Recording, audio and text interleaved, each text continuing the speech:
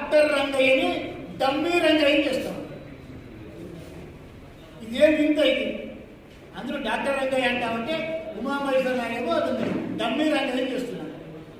అభ్యర్థిగా కొత్తగా మాట్లాడుతున్నాడు. ఎక్కడ పోయినా పంపిణీ అగ్రహ చేస్తున్నాడు. నామ మాత్రంగానైనా కూడా రంగయ్యకి మాట్లాడే అవకాశం కూడా. దీన్ని బట్టి చూస్తుంటే నాకు ఒక లెక్క ఎందుకంటే నేను 4 ఎన్నికలు చేసినాను, 3 సార్లు ఎమ్మెల్యేగా గెలిచిన.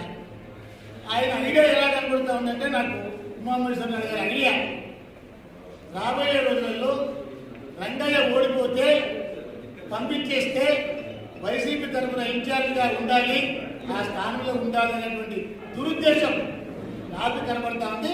నిన్న చాలా గ్రామాలు పోతే గ్రామాల ప్రజలు చెప్పారు ఉమామహేశ్వర గారికి ఏం ఆశ పెట్టుకున్నాడు.